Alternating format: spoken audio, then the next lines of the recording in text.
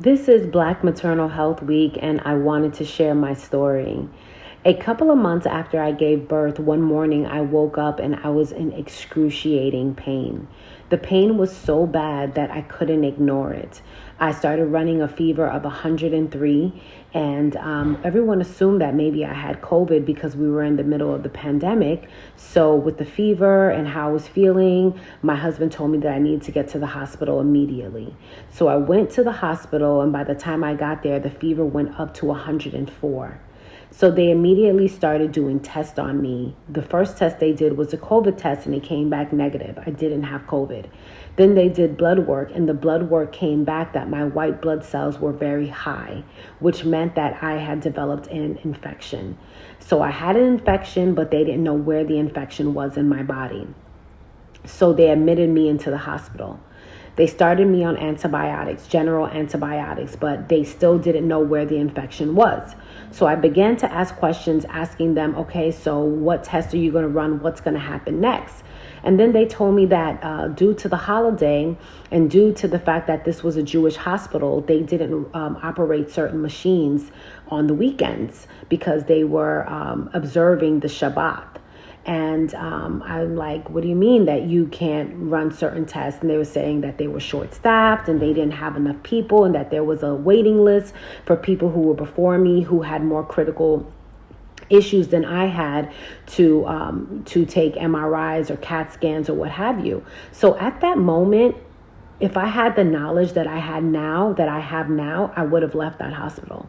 When you go to a hospital and they tell you something like that, leave. Just leave right then, because you don't know what is going to happen. I didn't know that my life was in danger. I didn't know what the issue was. I just knew that I had a really bad fever and I didn't feel well, and I was really weak and I was feeling very, very sick. Well, while I was there, my body went into sepsis shock because the infection got worse. The infection ended up being a pelvic abscess. I had a pelvic abscess that turned into sepsis shock. So that could have been avoided. The sepsis could have been avoided had I been to a hospital that had the proper equipment, that was going to be able to see me right away and put me into the right equipment to test what was going on. But because I went to this small private Jewish hospital that didn't have the proper equipment, that all the equipment wasn't working at that time, and they didn't have the proper staff to administer the test on me, my body went into sepsis shock. I coded twice in the hospital. And granted, they saved my life. I'm here today. But if I would have went to a more prestigious hospital, a hospital with more resources, more better equipment, more updated equipment, I would have never went into sepsis shock, and I would have never almost lost my life. I literally was in the hospital for 2 weeks fighting for my life, and that could have been avoided. So during this week, I want to raise awareness and let women know, if you feel something, act on it.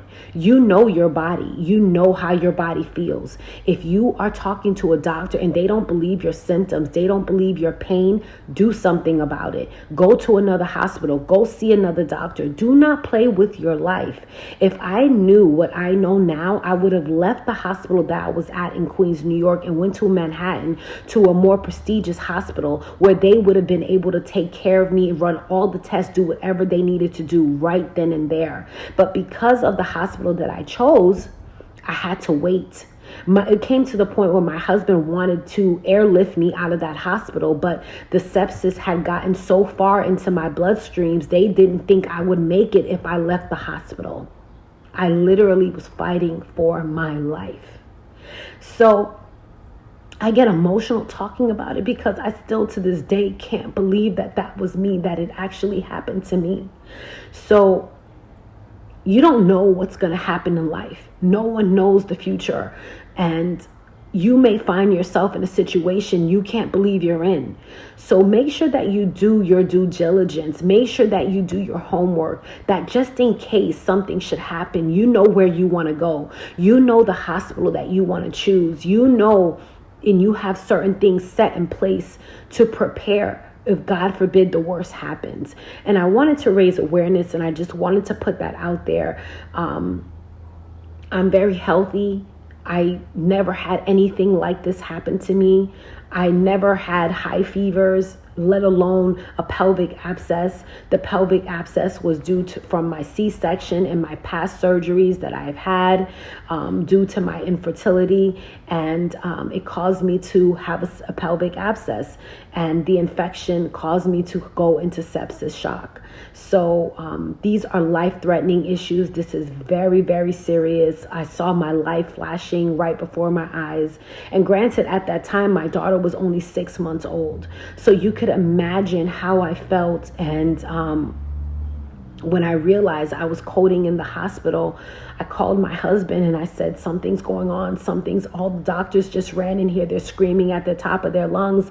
They got me on these machines. I knew that I was fighting for my life. And had I picked a better hospital, I feel like I wouldn't have had to go through what I went through and stay in the hospital for 2 weeks. And I felt like, the pelvic abscess could have been remedied earlier, rather than me sitting and waiting for me to wait in line to get a CAT scan, get an MRI, waiting for them to be able to operate the machines on a weekday because they couldn't do it on a weekend.